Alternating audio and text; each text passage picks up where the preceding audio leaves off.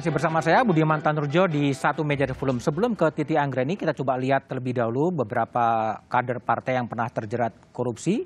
Itu ada dari kurun waktu 2020-2021 ada Juliari Batubara, Menteri Sosial PDI Perjuangan. Kemudian ada Nurdin Abdullah, partainya PDI Perjuangan, Gubernur Sulawesi Selatan. Lalu kemudian ada Alex Nurdin, Golkar, ini mantan Gubernur Sumatera Selatan, statusnya masih tersangka. Kemudian ada Aziz Samsudin dari Golkar, Wakil Ketua DPR, statusnya masih tersangka. Kemudian ada Edi Prabowo, ini dari Partai Gerindra, Menteri Kelautan dan Perikanan, statusnya terpidana. Kemudian Andi Meya Nur dari Partai Gerindra, ini Bupati Kolaka Timur, statusnya tersangka. Kemudian ada Puput Tantriana Sari, ini Nasdem, ya, Bupati Probolinggo tersangka. Lalu kemudian ada Hasan Aminuddin, ya, partainya Nasdem, jabatannya anggota DPR, suami dari Puput Tantriana Sari. Lalu kemudian ada Saiful Ilah PKB, ini Bupati Sidoarjo yang statusnya terpidana. Mbak Titi, banyak sekali kader-kader partai politik ya yang kemudian terjerat dalam kasus korupsi. Tadi kalau penjelasan Pak Supriyansa dan Mas, ini tindakan-tindakan individual sebetulnya. Iya, ini kenapa klaimnya individual? Karena memang kan sistem hukum kita penghukumannya kepada individu, bukan kepada kelembagaan partai politik. Tapi jangan lupa, mereka melakukan perilaku korupsi itu ketika dalam kapasitas jabatan politik, jabatan publik yang diperoleh karena mereka merepresentasi partai politik. Jadi korelasi dengan partai politiknya memang tidak bisa diputus. Jadi pasca reformasi memang keran pengisian posisi publik melalui partai politik sangat besar. Bukan hanya melalui proses pemilu, tetapi posisi-posisi lembaga negara independen kan tidak lepas dari campur tangan dari partai politik. Menjadi anggota KPK harus dengan persetujuan partai politik di Komisi 3. Menjadi anggota KPU, Ombudsman, Hakim Agung, Hakim Konstitusi, keran itu semua berkorelasi dengan partai politik. Nah, faktualnya ketika mereka melakukan korupsi, mereka dalam kapasitas wakil dari partai politik. Pertanyaan yang kita harus gugat kepada partai, partai melakukan apa untuk melakukan kontrol terhadap kinerja para wakil-wakilnya? Kan sudah dikasih wanti-wanti jangan korupsi, karena korupsi itu apakah membuat rakyat marah, kan sudah dikerjakan sebetulnya. Iya, tetapi temuan kami riset di tahun 2010 dalam publikasi buku Anomali Keuangan Partai Politik, ternyata ada korelasi tekanan satu, pembiayaan politik yang tinggi, politik biaya tinggi, politik yang mahal itu memicu juga untuk mengembalikan modal. Yang kedua, tuntutan untuk membiayai partai politik tentu bukan laporan-laporan yang formal. Kalau laporan formal kan kita tidak akan temukan. Contoh kasus misalnya Damayanti, ketika korupsi itu ada aliran yang diklaim digunakan untuk pembiayaan pilkada. Lalu misalnya kasus Pak Setia Novanto, di dalam persidangan ada korelasi misalnya digunakan untuk kepentingan Munaslup.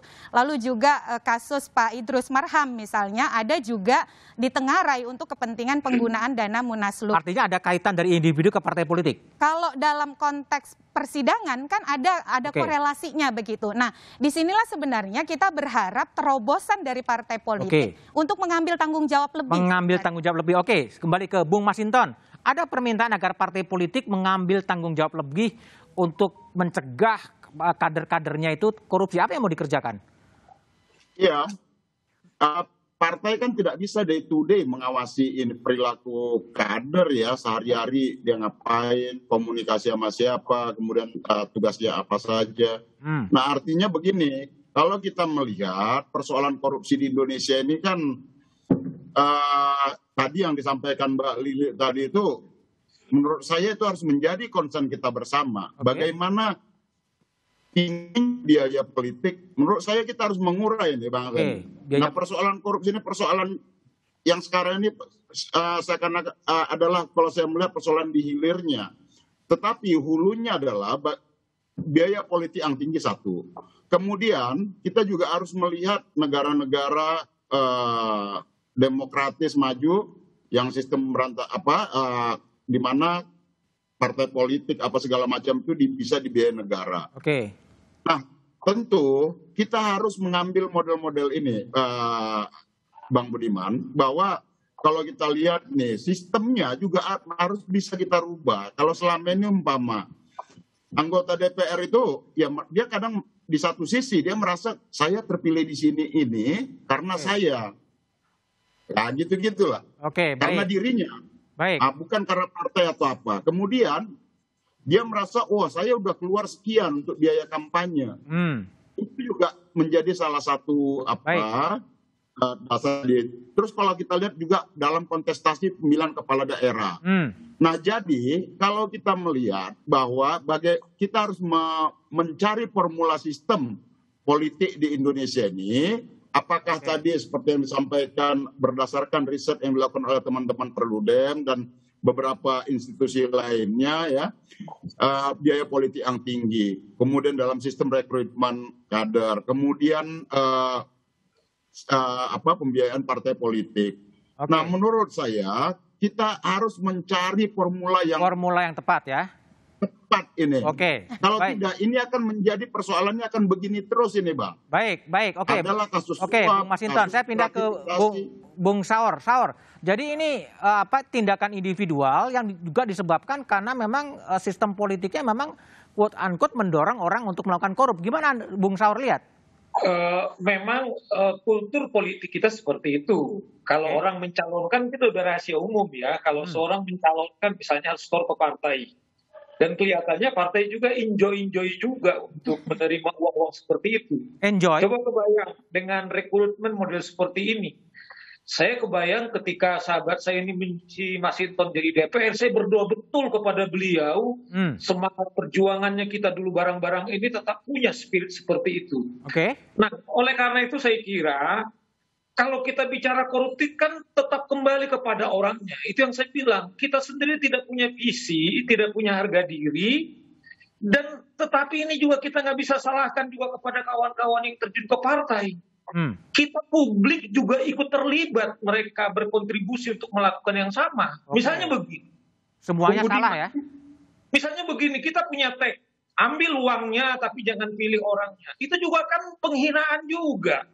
Kalau mau kita merawat Masinton, Bung Supriyansa tetap baik, kita jangan juga dong, harus juga menjaga jarak, harus juga mengatakan itu terhina itu kalau saya terima. Sehingga kita bisa dorong kawan-kawan ini menikmati gaji yang kita berikan tanpa harus dia juga berjuang untuk juga memberikan uang lebih kepada masyarakat. Nah saya pikir juga kita harus holistik juga melihat gitu loh.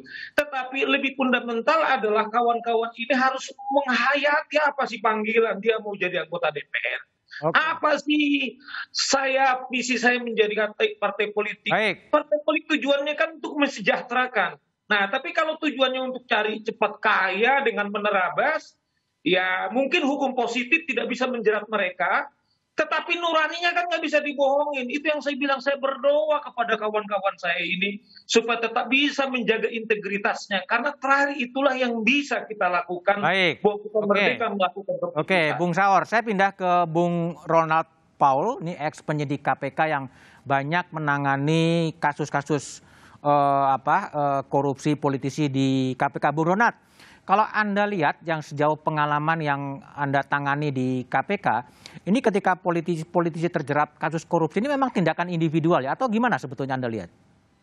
Berdasarkan pengalaman yang saya dan teman-teman penyidikan lakukan, berbagai faktor ya, mereka juga biasanya ada yang individual, ada juga tuntutan karena peran juga, Bang. Jadi kalau individual biasanya berjenis kayak yang perkara dinasti ya.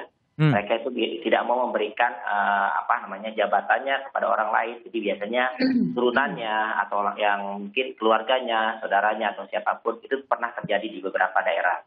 Untuk masalah politisi juga tidak bisa dipungkiri, Bang. Kalau misalnya perkara-perkara yang kami tangani, para koruptor juga, ya buat menjadi kembali yang setuju yang tadi Mbak Titi bilang, mereka tidak bisa mencalonkan diri menjadi anggota dewan atau mungkin menjadi kepala daerah semacamnya tanpa dukungan dari partai kan.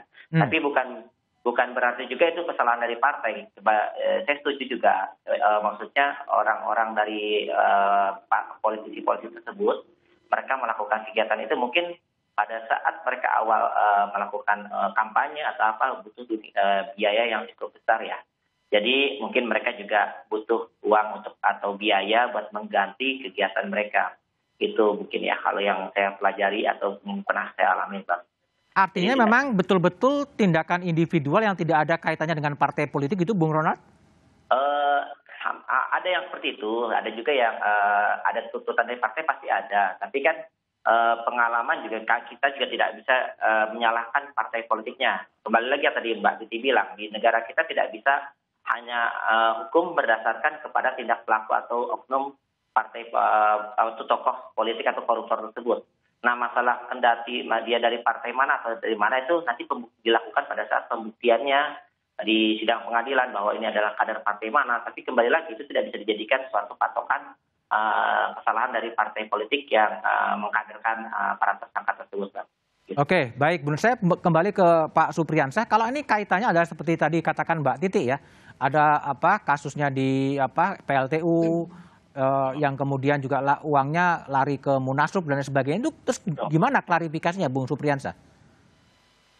Saya tidak bermaksud untuk membahas masalah yang sudah berlalu yang menimpa kader Golkar dan sudah dipertanggungjawabkan melalui ditahan dan dipenjarakan sekarang ini.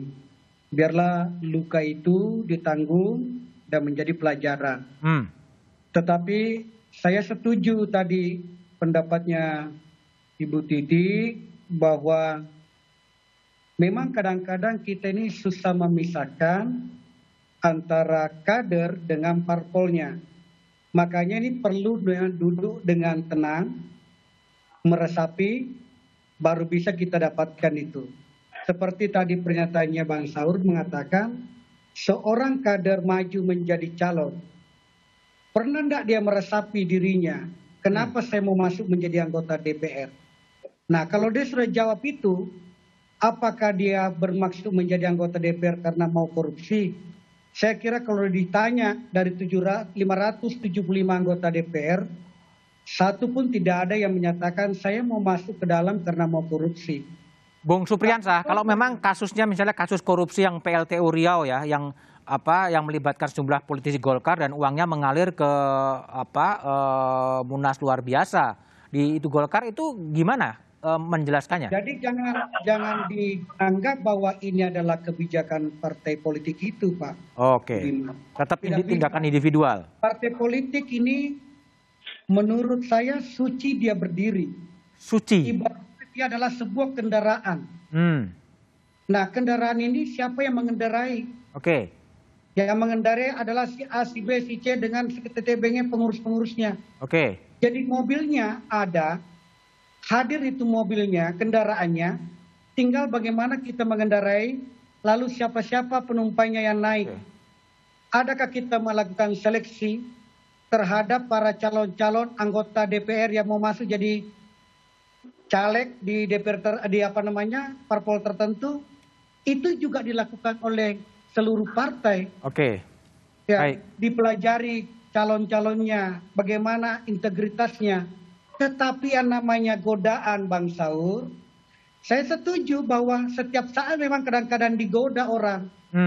Ketika duduk dengan sebuah kebijakan di mana dia bisa mengambil sebuah kebijakan, maka disitulah ada godaan masuk, dan itu masuk individu.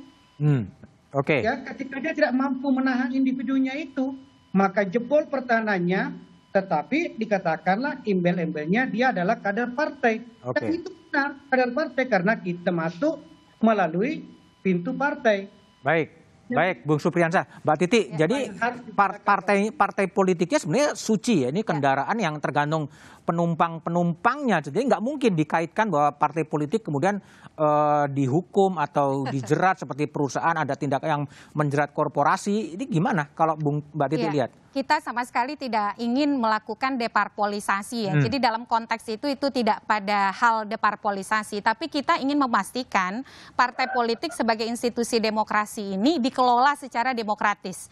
Dan salah satu elemen demokrasi adalah anti korupsi. Mengapa kemudian tuntutannya kepada kepada partai politik karena ternyata ada korelasi antara uang hasil korupsi dengan upaya untuk penggunaan pembiayaan kepentingan-kepentingan partai. Ada korelasi gimana? Ada korelasi misalnya tadi disebutkan di kasus Damayanti. Ada pengakuan bahwa sekian ratus juta, 400 juta lebih digunakan untuk pembiayaan pemenangan pilkada. Karena dia sebagai kader perlu memastikan kader yang lain untuk berkontestasi. Meski lagi-lagi itu diklaim sebagai kebijakan individu. Tetapi begini, ada satu persoalan di dalam pengelolaan pendanaan partai kita yang problematik, yaitu bagaimana kesadaran untuk memastikan dana yang beredar di partai itu semuanya akuntabel dan anti korupsi.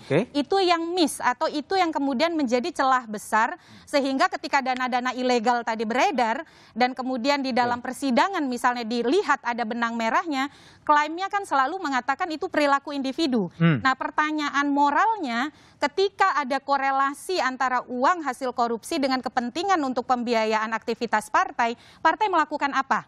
Di beberapa negara ada langkah-langkah yang memang terobosan didorong untuk mengontrol ini. Contoh di Thailand, kalau ternyata ada korelasi antara uang politik uang yang digunakan jual beli suara dengan kepentingan partai dan itu diketahui oleh partai atau partai membiarkan, Mahkamah Konstitusinya bisa membatalkan kepesertaan partai tersebut di pemilu. Bahkan partainya dibubarkan gitu ya. Meski dalam banyak aspek Thailand lebih tidak demokratis dari kita. Tapi soal penegakan hukum terhadap politik uangnya, pengadilannya lebih powerful untuk membubarkan partai melakukan politik uang. Atau dorongan kami sejak lama misalnya begini, karena persoalan korupsi ini persoalan laten di bangsa kita, persoalan kejahatan luar biasa dan itu yang membuat indeks korupsi, indeks demokrasi kita turun ya. Indeks demokrasi kita turun, persepsi korupsi kita memburuk. Oleh karena itu langkahnya harus extraordinary, luar biasa. Contoh, kalau ternyata ada bukti putusan pengadilan, ada aliran uang korupsi ke partai, maka partainya tidak boleh ikut pemilu. Tidak boleh ikut pemilu berikutnya, gitu. Nah itu kan ekstrim ya, tapi ekstrim yang memberikan efek jera dan edukasi luar biasa bagi politik bersih di Indonesia. Baik, saya ke Bung Saur Siagian. Bung Saur, kalau gagasannya Mbak Titi tadi mengatakan kalau memang ada uang yang mengalir ke partai politik, salah satu langkah ekstrimnya adalah tadi tidak boleh ikut pemilu. Atau langkah-langkah, kalau Anda apa membayangkannya? Kalau kita kembali sakralnya partai, saya kira mestinya konsekuensinya seperti itu. Problemnya kan selalu Bung Supriyansa mengatakan bahwa tidak ada kaitan antara partai kemudian dengan tindakan pribadi. Bagaimana Bung Supriyansa kemudian menyimpulkan pertemuan-pertemuan misalnya kader mereka soal Ajis menggunakan fasilitas rumah dinas misalnya. Bagaimana Bung Supriyansa kemudian mendefinisikan posisinya dia wakil ketua DPR kemudian tidak berpengaruh dalam lobby-lobby, dalam tindakan-tindakan koruptif tersebut gitu loh. Nah, oleh karena itu saya kira kalau memang kita mau serius ya, kecuali kita punya motif yang lain, mestinya partai yang mendorong atau ketua partai yang harus kemudian mendeklar dirinya bahwa mereka tidak pantas sebenarnya mendirikan atau memimpin partai. Tetapi problemnya adalah sekarang ini misalnya pengusaha pun mau menjadi pimpinan partai. Kemudian di Indonesia sekarang dipimpin oligarki partai. Nah, pertanyaan-pertanyaan fundamental yang kelihatannya agak terbiasa, itu yang kita kehilangan. Kita kehilangan misalnya berkali-kali Bung Budiman menyebut misalnya Hatta hanya mau bermimpi punya sepatu beli saja sampai di pensiun nggak bisa. Itu pride mereka. Tapi kawan-kawan ini kadang-kadang kita lihat bagaimana mereka mendemonstrasikan apa yang mereka dapatkan tanpa punya empati lagi kepada rakyat yang miskin, yang pengangguran, itu kehilangan gitu. Baik, Bung Saur. Bung Saur, saya akan pindah ke Bung Masinton ya. Jadi langkah-langkah yang paling strategik yang bisa dilakukan oleh partai politik untuk mencegah kader-kader partai terlibat dalam kasus korupsi, apa yang harus dikerjakan oleh partai politik? Tapi jawabannya setelah jeda berikut ini.